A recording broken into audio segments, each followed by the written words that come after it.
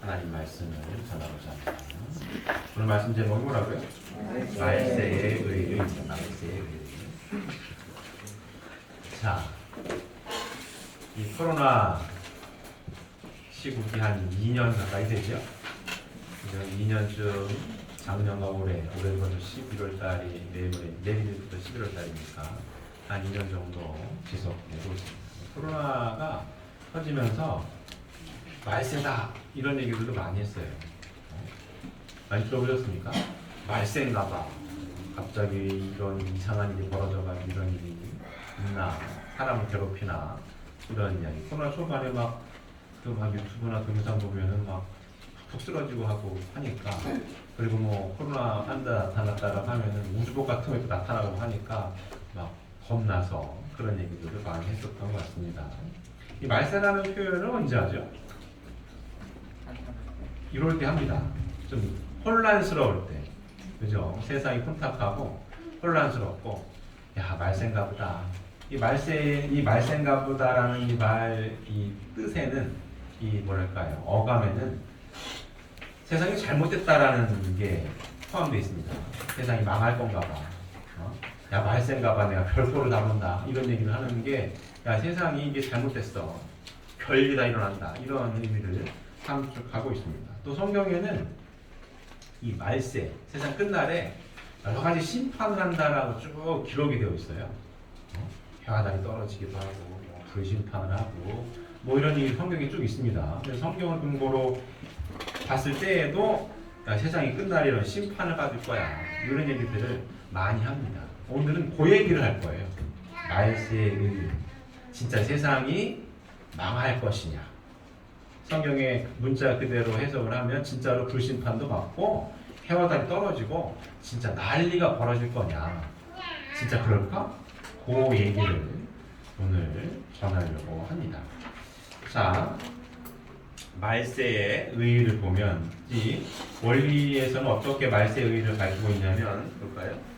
사탄 주권의 죄악 세계가 메시아의 강림을 전환점으로 하여 하나님 주권의 창조 이상 세계로 교체되는 시대를 말세라고 한다. 이렇게 설명합니다. 따라서 말세는 지상 지옥이 지상 천국으로 바뀌어지는 때를 이르는 것이다. 이렇게 통일 원리에서는 말세에 대해서 이렇게 해석을 해요. 이렇게 이해되십니까? 결론부터 쭉 서두에 딱 이야기를 하고 설명을 하겠는데요. 말세란 뭐냐? 사탄 주권의 죄악 세계가 메시아의 강림을 전환점으로 하여서 하나님 주권의 창조 이상 세계로 교체되는 시대를 말세라고 한다. 따라서 말세는 지상 지옥이 지상 천국으로 바뀌어지는 때를 이르는 것이다. 이렇게 설명합니다. 자, 이 도표를 다시 한번 볼까요? 자, 하나님께서 아담과 헤와를 창조하셨습니다. 피조 만물 세계를 다 창조하시고 아담과 헤와를 창조하십니다. 그래서 3대 축복의 말씀을 주시죠. 하나님께서 아담과 헤와를 창조하시고 3대 축복의 말씀을 주시죠. 3대 축복의 말씀을 잘 이루고 서로 잘 필주자 경태로 가정을 이뤘다면 자녀가 태어나서 하나님의 선의 혈통을 이은 가정이 이루어지게 되고 이 가정이 확대되어서 사회, 국가, 세계로 쭉 펼쳐져서 이게 지상 천국이 되었을 것이다라고 설명을 해요. 맞습니까? 자, 하나님의 3대 축복의 말씀을 이룬 이상 세계의 모델입니다. 잘 기억하고 계십니까? 창세기 1장 28절에 하나님께서 아담과 하에게 축복을 해주세요. 생육하는 게 뭐라고 그랬대요? 하나님을 온전히 닮아난 하나님의 가장 핵심 속성 참사랑의 하나님, 하나님과 같이 사랑을 할 수 있는 남성과 여성이 되는 것, 이게 첫 번째 생육하라는 축복의 말씀이고, 두 번째 번성하라는 하나님처럼 사랑할 수 있는 남성과 여성이 되었으면 하나님처럼 사랑을 잘 주고받아서, 이게 번성하라죠. 번성을 하면 하나님의 선의 혈통을 이은 자녀들이 태어나게 되고, 그럼 하나님을 모시는 참된 가정의 이상이 이루어지게 되겠죠. 이 가정이 확대되어서 사회, 국가, 세계를 이루게 된다. 또 만물 세계는 이와 같이 하나님께서 말하시는 사회 기대를 완성한 가정, 축복 가정을 이루게 되면 만물 세계는 당연히 따라오게 되어 있는 거고, 이와 같은 세계가 사회, 국가, 세계를 이루어서 지상 천국 이상을 이루는 것이 하나님의 소원이셨습니다. 맞습니까? 이 하나님께서 창조하신 창조 이상이요, 3대 축복의 말씀을 이룬 이상향의 모습이요. 맞죠? 근데 이와 같은 세계가 이루어지지 못했죠. 자, 선악과를 따먹으면 안 된다라고 했는데 선악과를 따먹었어요. 자, 그 얘기 뭐냐, 우리 공부 다 했죠. 사탄이가 뱀으로 표현된 천사장, 이 사탄이가 아담과에게 얘기를 해요. 하나님께서도 말씀을 주시고, 이 뱀으로 표현된 사탄도 얘기를 해요. 누구와 반대되는 얘기를 합니까? 하나님과 반대되는 이야기를 합니다. 선악과를 따먹으면 안 된다라고 말씀하셨고, 얘는 선악과를 따먹어도 된다라고 얘기합니다. 선악과를 따먹으면 거꾸로 눈이 밝아질 건데, 누구 눈이 밝아지냐? 네 눈이 밝아질 거다라는 이야기를 해서, 이 아담과 여호와는 하나님의 말씀을 따르지 않고 누구 말을 들어요? 사탄이 말을 듣습니다. 이렇게 먼저 얘기해서 이렇게 얘기를 또 이렇게 전달해. 내가 따먹어봤더니 안 죽던데 같이 따먹습니다. 하나님을 중심한 사랑의 관계를 나누지 못하고 사탄이가 중심된 잘못된 사랑의 관계를 맺어서 자녀가 태어나는데 누굴 닮았어요? 결국 하나님 닮지 못한 사탄을 닮을 만한 아들, 딸이 태어나가지고 확대가 돼서 사회, 국가, 세계를 이루어가지고 요게 죄악 세계가 된 거죠. 맞습니까? 요게 타락 인류의 역사입니다. 이게 지상 지옥이에요. 행복하게 삶을 살려고 애쓰고 노력하는데 잘 안 된다. 여기서 악이 다툼하고 삽니다. 그래서 통일을 위해서 밝히는 말세란 뭐냐? 자, 요와 같은 세계를, 죄악된 세계를 멸하고 메시아가 오늘 오심으로 인해서 메시아의 강림을 기점으로 해서 요렇게 전환되는 요 시기, 요게 멸하게 되고 윤리가는 요 시기를 말세라고 얘기를 하는 겁니다. 악의 사탄 세계를 멸하고 하나님의 선주권 세계로 되어져가는 요 시기, 메시아의 강림을 기점으로 해서 사탄의 악의 세계를 멸하고 하나님 주권의 세계로 나아가는 요 시기를 가리켜서 뭐라고 표현했다고요? 말세다.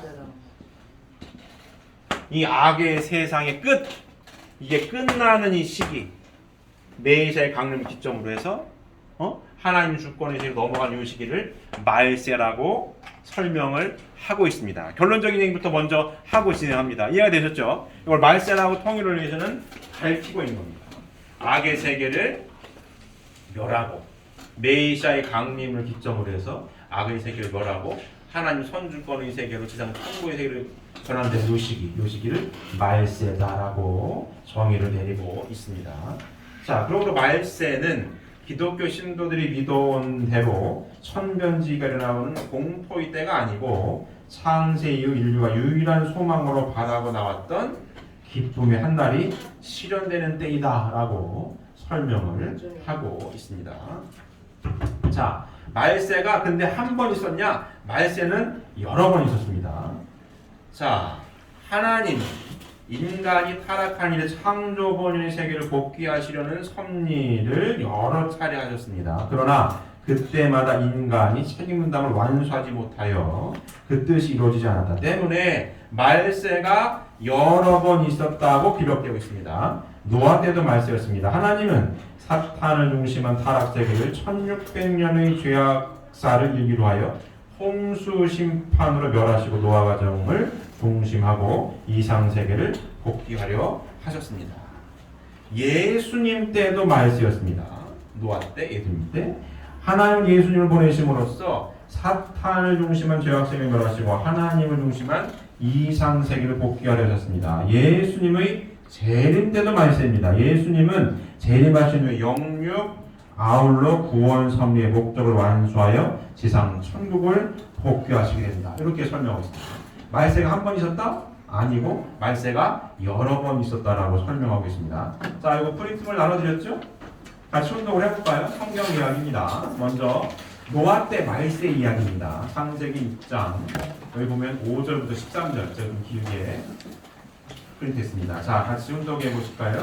여호와께서 사람의 죄악이 세상에 가득함과 그의 마음으로 생각하는 모든 계획이 항상 악할 뿐임을 보시고 땅 위에 사람 지으셨음을 한탄하사 마음에 근심하시고 이르시되 내가 창조한 사람을 내가 지면에서 쓸어버리되 사람으로부터 가축과 기는 것과 공중의 새까지 그리하리니 이는 내가 그것들을 지었으며 한탄함이니라 하십니다.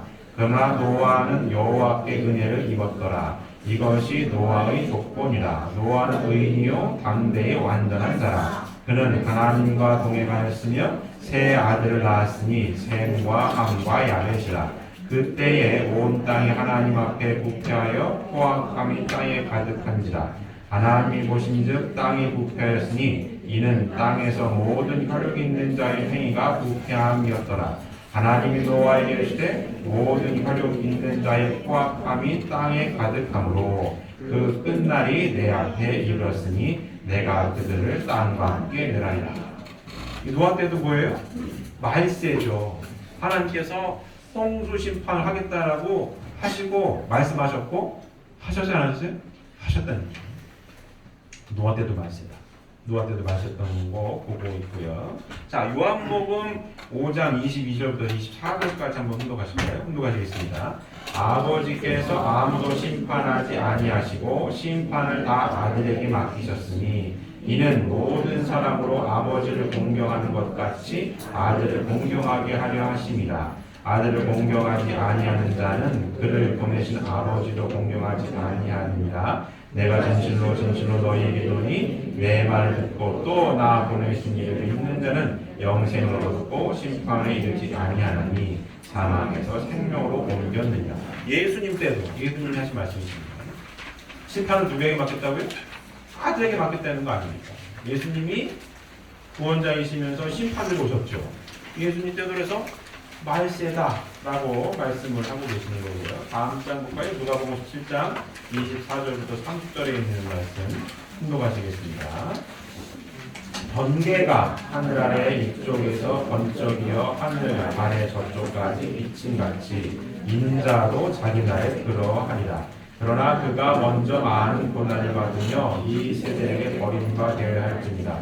노아 때에 된 것과 같이 인자의 때에도 그러하리라. 노아가 방주에 들어가는 날까지 사람들이 먹고 마시고 장가들고 시집가더니 홍수가 나서 그들을 다 멸망시켰으며 또 그때와 같으리니 사람들이 먹고 마시고 사고 팔고 심고 집을 짓더니 롯이 소돔에서 나가던 날에 하늘로부터 불과 유황이 비오듯 하여 그들을 멸망시켰느니라. 인자가 나타날 날에도 이러하리라. 인자가 나타날 날이 언제예요? 재림주님 얘기하시는 겁니다. 재림주님이 오실 때는 어떠한다고 그랬어요? 심판하실 거다라고 말씀하시지 않습니까? 노아 때도 그런 것처럼 그렇고 노시도돔에서 나가는 날에 하늘로부터 불과 유황 비오듯 하여 그들을 멸망시켰느니라. 인자가 나타날 때에도 이러하리라. 이렇게 재림주님이 오실 때에도 이렇게 심판을 할 거다. 말세다. 이렇게 설명을 하고 있습니다. 자, 성경 말씀 쭉 봤고요. 자, 제가 이 도표도 자주 그렸어요. 이 도표도 알고 계시면 좋다라고 말씀드렸어요. 자,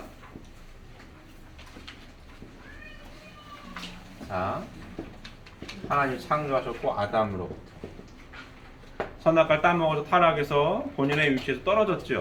아담으로부터 하나님의 복귀 섭리 역사가 진행이 쭉 됩니다. 아담 이후에 누구죠? 노아 할아버지.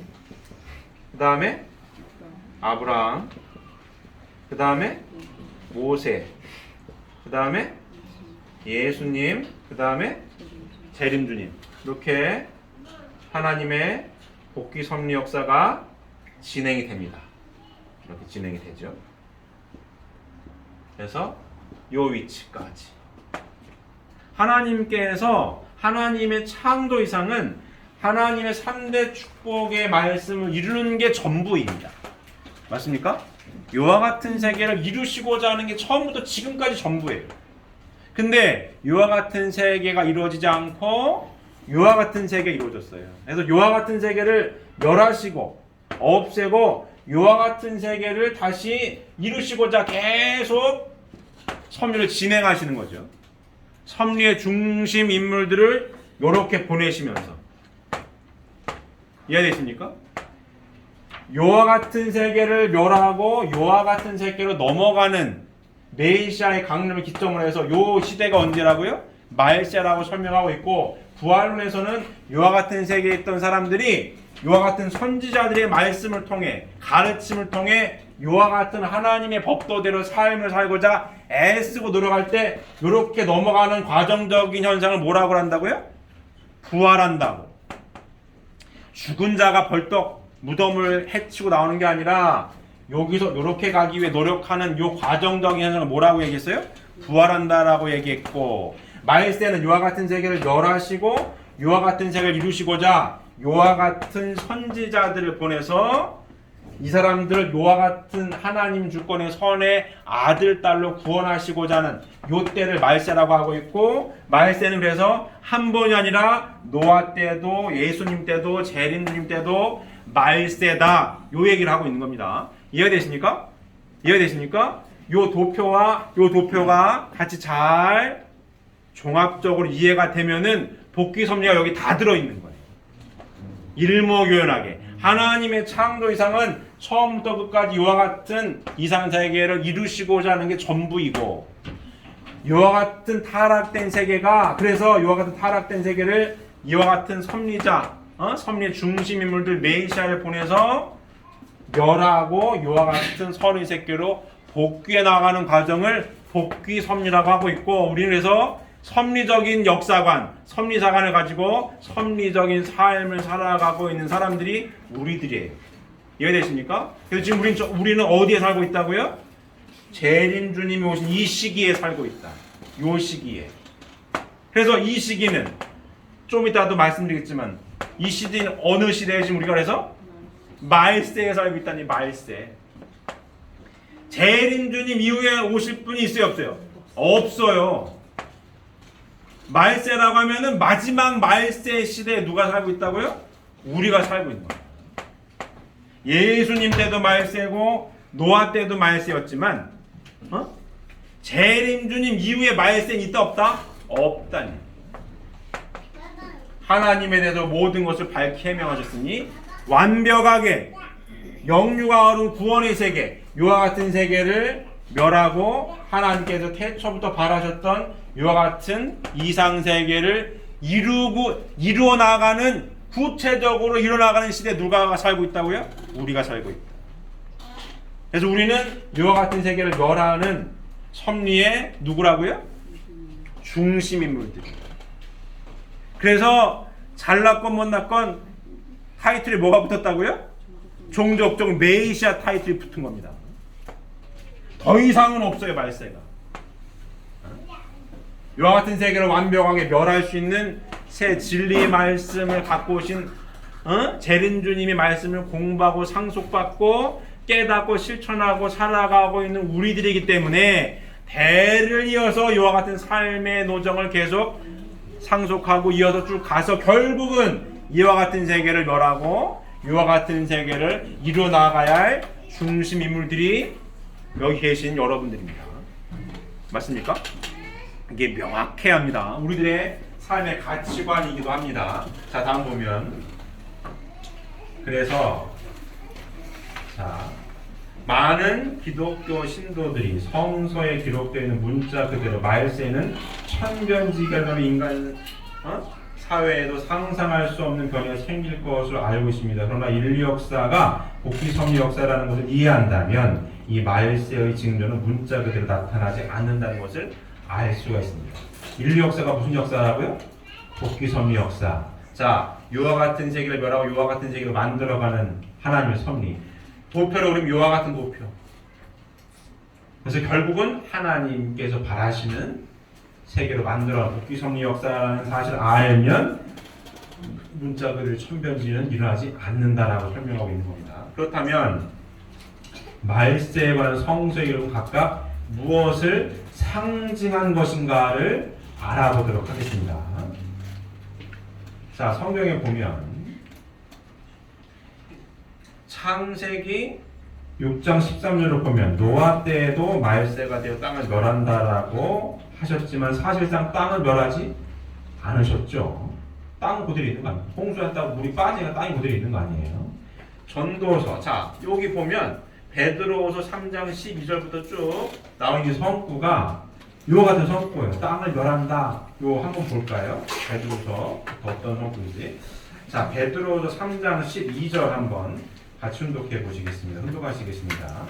하나님의 날이 임하기를 바라고 간절히 사모하라. 그 날에 하늘이 불에 풀어지고 물질이 뜨거운 불에 녹아지려니와. 이것도 멸하신다는 얘기 아닙니까? 자, 그 다음 요한계시록 21장 1절을 보면 또 내가 새 하늘과 새 땅을 보니 처음 하늘과 처음 땅이 없어졌고 바다도 다시 있지 않더라. 다음 베드로후서 3장 13절을 볼까요? 우리는 그의 약속대로 의가 있는 곳인 새 하늘과 새 땅을 바라보도다. 다음 이사야서 66장 22절 볼까요?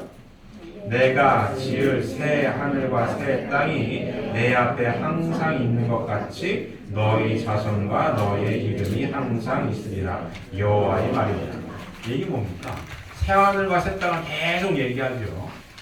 옛날의 땅과 하늘을 멸하고 새 하늘과 새 땅을 새롭게 만들겠다라는 성구입니다. 이 성구를 보면서 이 땅이 엎어질 거야. 이렇게. 끝날에는 멸할 거야. 이렇게 설명을 이해를 하고 있는 기독교 신도들이 있는데요. 이 성구들도 있지만, 자, 다음 성구들을 보면, 전도서 1장 4절에 한 세대는 가고 한 세대는 오되 땅은 영원히 있도다라고 하시고, 시편 78편 69절에 그 성소를 산이 높은 것 같이 영원히 두신 땅같이 지으셨음이라고 하시는 것 같이 땅은 영원한 것이다라고 설명하고 있습니다. 자, 전도서 1장 3절부터 4절 다시 한번 보겠습니다. 훈독하시겠습니다. 해 아래에서 수고하는 모든 수고가 사람에게 무엇이 유익한가? 한 세대는 가고 한 세대는 오되 땅은 영원히 있도다. 시편 78편 68절부터 69절 보겠습니다. 오직 유다 지파와 그가 사랑하시는 시온산을 택하시며 그의 성소를 산의 높음같이 영원히 두신 땅같이 지으셨도다. 얘기 뭡니까? 땅이 영원하다는 얘기 아닙니까? 땅이 엎어진다는 얘기가 아니죠. 그러니까 성경을 보게 되면 이렇게 상충되는, 문자로 봤을 때 상충되는 부분들이 많이 있어요. 근데 성경의 중요한 부분들은 비유와 상징으로 설명한 것이기에, 자, 하늘과 땅을 멸하시고 새 하늘과 새 땅을 이룬다는 요 성권은 과연 뭘 뜻할 것이냐? 하늘과 땅을 멸한다는 것은 그를 주관하고 있는 사탄 주권을 멸한다는 뜻이고, 새 하늘과 새 땅을 세운다는 것은 하나님 주권하에 새로운 천지를 복귀한다는 뜻이다라고 설명하고 있습니다. 이해가 되십니까? 자, 성경을 보게 되면 요 위에 있는 성구들은 땅을 멸한다라고, 심판한다라고 되어 있는 거고, 요 아래에 있는 성구들은 땅을 영원하다라고 되어 있어요. 그러면 땅을 멸하고 새 하늘과 새 땅을 새롭게 만든다라고 하는 뜻은 뭐냐? 지금 설명드린 것처럼 악이 주관하는 사탄 주권의 세계를 멸하고 땅은 그대로 있는 겁니다.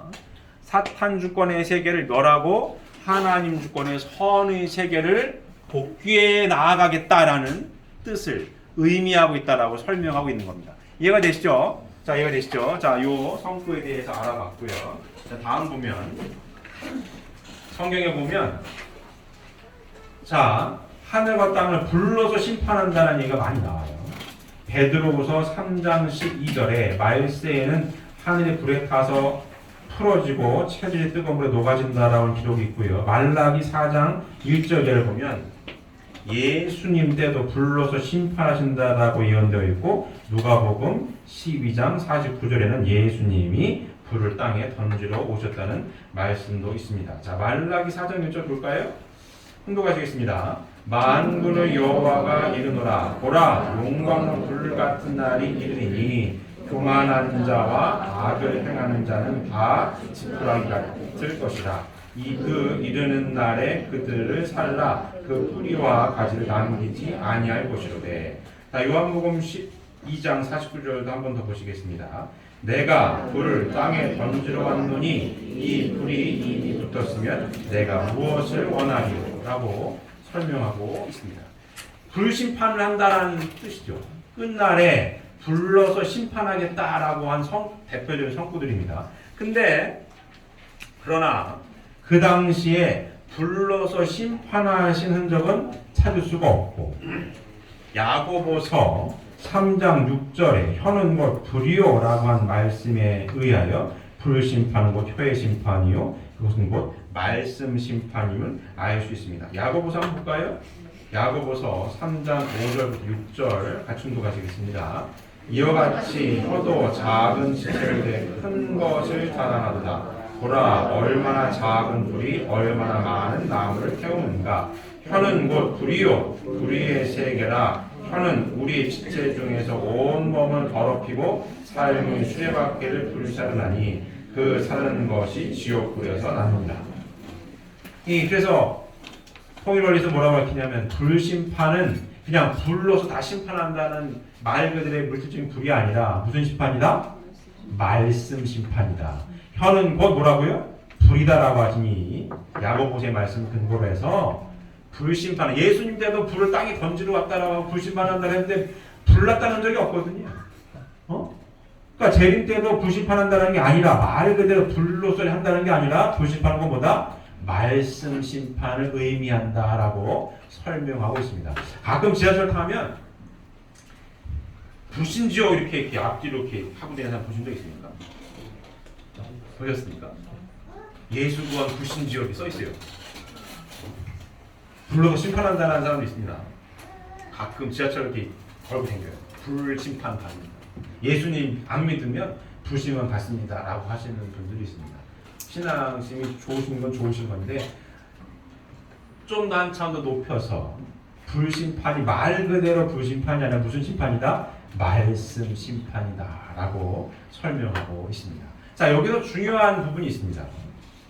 하나님의 복귀 섭리 노정을 보면 요 세계를 멸하고 이 세계를 이루기 위해서 오는 건데 섭리의 중심 인물도 쭉 세워서 오는 거 보게 되면, 자, 부활론에서도 말씀을 드렸지만, 자, 하나님께서 인간에게 유일하게 뭘 주셨죠? 말씀을 주셨어요. 제가 항상 강조하지만 인간에게만 뭘 주셨다고요? 말씀을 주십니다. 다른 동물 세계, 식물 세계는 주신 적 있어요, 없어요? 없어요. 인간 세계만 말씀을 주셨다고요. 말씀대로 어떻게 해라? 살아라. 그 말씀대로 살 때 이와 같이 행복한 삶을 살 수 있을 것이다. 언제까지? 영원한 세계까지. 왜? 인간을 어떻게 창조했죠? 이중구조로. 그죠?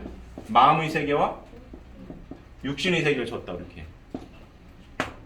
그래서 마음의 세계는 어떻게? 영원하고, 육의 세계는 언젠가는 누구나 벗게 되어 있는 거예요. 물질로 된 존재 중에서 영원성을 띠는 건 아무도 없습니다. 자, 그래서 하나님께서 인간에게 말씀을 주시고 육신을 터전으로 하여서만 뭐가 성장하게 됐어요? 영인체. 이 영인체가 육신을 터로해서만 성장하게끔 하나님이 창조를 그렇게 하신 겁니다. 그래서 지상에 숨쉬고 살 때 아담과 하와에게도 말씀을 주신 거예요. 근데 아담과 하와가 육신을 쓰고 살 때 하나님 말씀을 버리고 사탄 말을 듣고 살아갔기 때문에 이 영인체가 완성을 했어요, 못했어요? 못했다고요. 그래서 영원한 세계에 하나님 품으로 가고 싶은데 못 가요. 그래서 복귀 섭리가 쭉 진행이 되는 거예요. 죽으면 끝이야. 그러면 이렇게 복잡할 필요가 없죠. 야, 죽으면 끝이야. 뭐 그런 걸 따지니? 이러면은 할 말이 없어요. 근데 죽으면 끝이 아니더란 얘기죠. 아니에요. 과학이 아무리 발전해도 종교가 왜 안 없어지는지 아세요? 영혼의 세계가 있기 때문에 그렇습니다. 아무리 과학이 발달하고 뭐 의학이 발달하고 막 발달을 해도 종교가 안 없어져요. 왜 안 없어집니까? 인간이 이렇게 생겼거든요. 영의 영적인 부분이 있고 육적인 부분이 있어요. 육적인 부분이 생활하기 편해졌죠? 과학이 발달함으로 인해서 생활하기는 굉장히 편해져서 먹고 살기 편합니다. 근데 이 부분이 해결이 안 돼요. 과학으로는. 그래서 종교가 안 없어지는 거예요. 종교라는 걸 가지고 하나님께서는 어떻게? 이와 같은 세계를 뭐라고? 이와 같은 세계를 이루기 위해 선지자들을 보내시며 메시아를 보내셔서 완전한 구원의 세계를 여시고자 지금까지 섭리가 진행 중에 있습니다. 맞습니까? 맞습니까? 그래서 뭘 주셔요? 처음에는 제사 지내죠. 제물을 바쳐요. 타락을 여기 있었던 에덴 동산에 있었던 아담 에바가 타락을 해가지고 무지에 빠져서 말씀을 줘도 이해하지 못하는 멍청한 사람들이 돼가지고 단순하게 제사 지내는 걸로 되는 거지. 배도 짓고 참제물도 져요. 말씀이 아니라. 그러면서 지능이 발전하면서 구약 성경 말씀을 주기 시작하고 또 신약 성경 복음의 말씀을 주기 시작하고 재림 주님께서 어떤 말씀을 주세요? 성약의 말씀을 주십니다. 그래서 태초에 하나님께서 바라셨던 에덴 동산으로 복귀할 수 있는 요 말씀을 주십니다. 그래서 재림 주님은 메시아는 불심판 초림 예수님 때도 내가 불을 땅에 던지러 왔는데 땅에 불이 붙었으면 얼마나 좋겠냐라고 하면 불심판. 어떤 심판이에요? 말씀 심판. 이 말씀을 가지고 오시는 분이 뭐예요? 메시아. 이해되십니까? 메시아의 자격은 뭐라고요? 말씀을 갖고 오시는, 불을 갖고 오시는 분이죠. 불심판은 뭐다? 말씀. 새 말씀을 갖고 오시는 분이 메시아. 그 새 말씀을 갖고 오신 분이 누구예요? 우리 아버님이고, 그 말씀을 공부하고 상속받아가지고 그 말씀대로 삶을 살아가는 사람들이 우리들이고. 맞습니까? 굉장히 중요한 얘기입니다. 굉장히 중요한 얘기예요. 그래서 말씀을, 육신을 털어해서만 영인체가 완성될 수 있도록 창조하셨기 때문에 재림주님이 오시기 이전에 살다간 영혼들은 이 말씀을 듣고 공부할 수가 있어요, 없어요? 없어요. 이거 굉장히 중요한 얘기입니다. 아무리 제가 몇 번 말씀드렸습니다. 우리 조상들 중에는 장군도 있고 임금도 있고 도지사도 있고 별 위대한 사람들이 많이 있을 거라고. 그래도 이미 육신을 벗어버렸어요. 100년 전에 벗고 200년에 벗었다고. 그래서 재림주님의 말씀을 접할 기회가 있어요, 없어요? 없다. 없어요. 그래서 이와 같은 갭이 있는 거예요. 이렇게 예수님을 아무리 잘 믿던 신약 성도들도 이 말씀을 공부할 기회가 없었다고요. 그래서 다시 재림주님이 오셨을 때 와서 재림부활 섭리를 해야 합니다. 근데 이 말씀을 누가 가지고 있어요? 우리가 상속받았다. 잘났고 못났건 이 말씀을 상속받았어요. 얼마나 그 가치를 귀하게 여기고 그 말씀을 깊이 깨달아서 그 말씀대로 삶을 살려고 애쓰고 노력하느냐의 정도의 차이는 분명히 있는 거고, 하지만 시대적인 혜택은 동일한 겁니다. 굉장히 운이 좋으신 분들이죠. 쉽게 얘기하면. 이 귀한 말씀을 내가 상속받았습니다. 육신을 먼저 벗어버린 옛날에 잘 나갔었던 임금님을 해먹었던 조상님들도 이 말씀을 들을 기회가 없어요. 그래가지고 부활을 못해. 다시 와야 해. 이게 하나님의 섭리입니다. 복귀 섭리입니다. 그래서 중요한 거, 불심판은 뭐다? 말씀 심판이에요. 그래서 재림주님, 메시아는 심판주가 맞는데, 옛날 무슨 전설의 고향처럼 염라대왕이 나타나, 야 너는 잘못한 지옥, 너는 천국, 이게 아니고, 판결을 야 너 잘못됐어, 너 아웃, 넌 통과, 이게 아니고, 기준이 뭐예요? 말씀이에요. 말씀이 누구 심판합니까? 각자를 다 심판합니다. 말씀이라는 게 명확하고, 이 말씀 앞에 누가 서 있어요? 내가. 모든 일이 각자 서 있는 겁니다. 이 말씀은 누가 가지고 오신다고요? 메시아님 가지고 오셨고, 기준을 딱 정리시켜줬고, 누구나 다 동일한 선상에 어디 서 있다고요? 말씀 앞에 서 있다. 이렇게. 심판은 누가 해요? 말씀이 하는 겁니다. 여러분이 똑같은 거예요. 그러니까 메시아님이 위대한 게, 재림주님이 위대한 게 이 말씀을 모든 전 세계의 모든 사람들에게 똑같이 줬다고. 똑같이. 제가 몇 번 강조했습니다. 당신의 직계 아들, 딸들한테만 다른 특별한 말씀을 준 게 없어요. 똑같아. 동일해. 그래서 참 부모님입니다. 아니, 다들 자기 자식들부터 챙기는 게 있잖아요. 이렇게 또 챙기고 나머지 게 좀 줘, 이렇게. 근데 가장 중요한 이 말씀을 재림주님께서는 모두에게 평등하게 똑같이 줬다 이거. 이게 위대한 겁니다. 그래서 참 부모님인 거예요. 참 부모님이에요. 이해가 되십니까? 그 말씀을 주셨다고. 아버님이 제가 또 몇 번 말씀드렸어요. 작사장을 할 때 나도 언젠 영계 갈 거라고. 제가 두어 번 들었습니다. 아버님이랑 같이 운동할 때. 그래도 걱정하지 말라고. 내가 말씀을 줬으니까 내가 영계 가면 말씀이 곧 선생님이라고 생각하고 살면 된다고. 이 말씀하셨어요. 정답입니다. 정답이. 심판의 기준은 뭐다? 말씀입니다. 말씀이. 자, 이 말씀을 상속받아서 실천을 할 거냐 말 거냐 누구 책임입니까? 내 책임입니다. 태초에 아담과 하와에게도 말씀을 주셨어요. 하느냐 못하는 아담과 하와의 책임이었습니다.